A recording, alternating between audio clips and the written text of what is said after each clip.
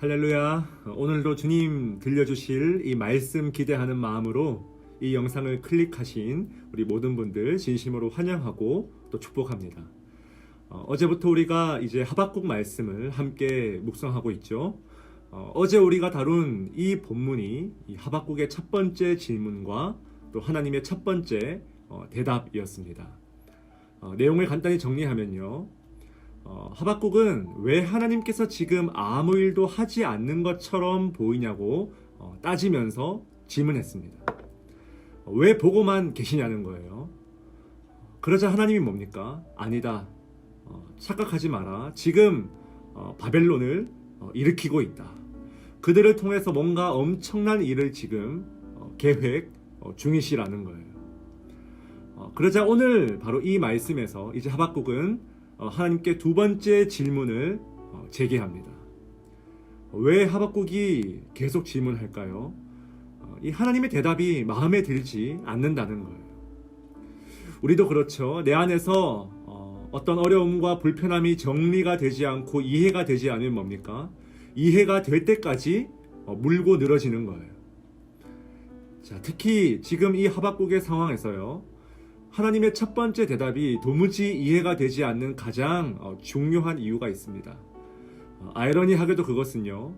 바로 하박국이 가지고 있던 기존의 신앙, 바로 그의 굳건한 그 믿음 때문이었다는 거예요. 12절 한번 보십시오. 하박국은 자신이 그동안 배웠던 신앙, 그동안 체험했던 하나님에 대해서 먼저 믿음을 드러냄으로써 두 번째 질문을 시작합니다. 첫 번째와는 전략을 바꾼 거죠. 12절에 보니까 여호와 나의 하나님. 지금 바로 앞구절인 11절에 뭡니까? 바벨론의 사람들은 그들의 힘을 그들의 신, 그러니까 그들의 엘로힘이 누구냐 질문했을 때 바로 그들의 힘이 그들의 엘로힘이었다는 거예요. 그런데 지금 이 하박국은 같은 엘로힘을 써서 자신의 신앙을 고백합니다. 오직 누구만이? 그렇죠. 오직 여호와만이 나의 엘로힘이다. 믿으십니까?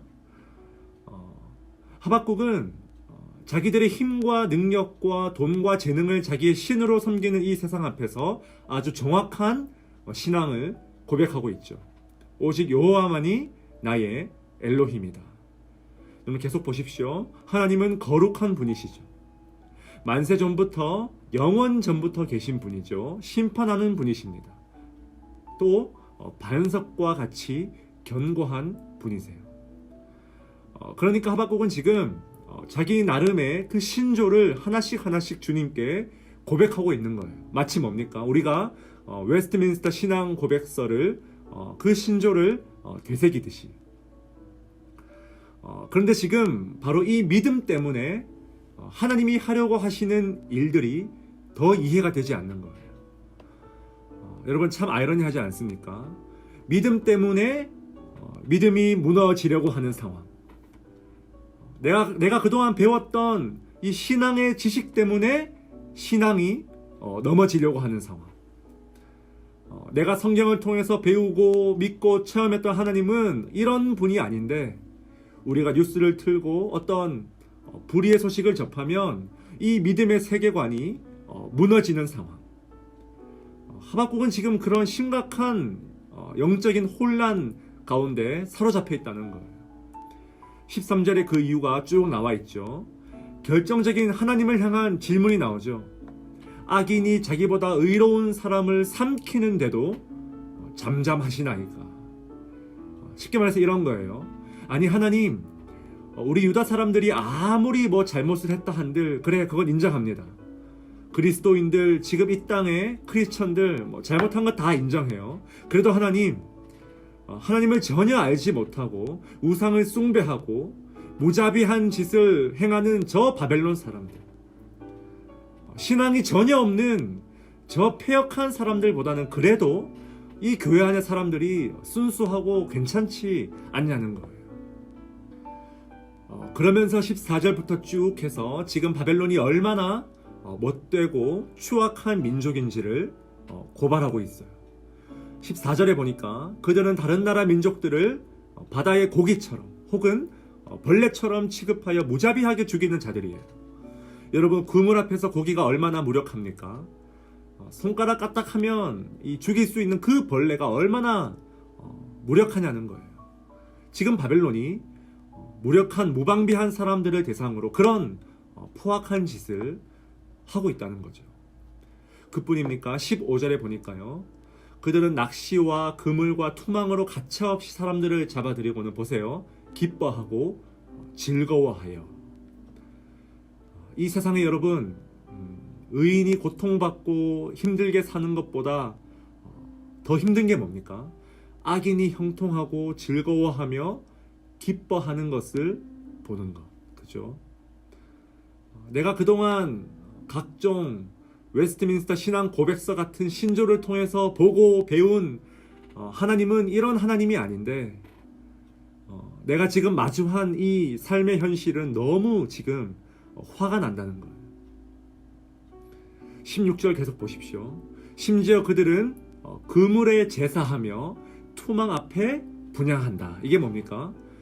이들은 그물의 힘을 예배해요. 다시 말해서 자신들의 힘, 아까 11절에 나온 그 말씀과 일맥상통하죠. 자기들의 힘을, 자기들의 돈을, 자기들의 재능을, 자기들의 능력을 자기들의 신으로 삼는 자들이에요.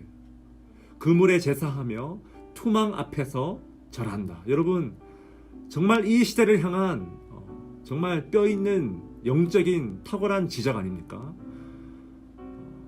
아니, 우리 그리스도인들이 완벽한 건 아니지만 그래도 이 정도는 아니지 않냐는 거예요. 하박국이 보기에.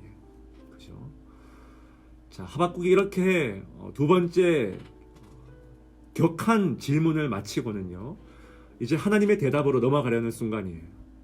그런데 그 첫 번째 질문과는 다른 장면이 하나 나오죠. 바로 하박국이 질문을 마치고 하나님의 대답을 기다리는 장면이에요.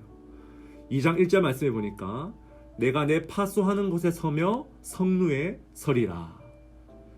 여러분, 파수꾼이요, 뭐 하는 사람입니까? 좋은 소식을 목이 빠져라 기다리는 사람이죠.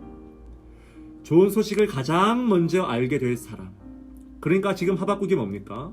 이 두 번째 대답만큼은 정말 좋은 소식, 하나님의 정의가 시원하게 실현되는 그 소식을 간절히 사모하는 마음으로 지금 그 말씀을 붙들 수 있길 기다리겠다는 거예요. 보통 여러분, 말씀은 듣는 겁니까? 눈으로 보는 겁니까? 그렇죠. 듣는 거죠. 말씀은 듣는 거예요. 그런데 지금 1절 말씀 보니까 하박국이 어떤 표현을 씁니까?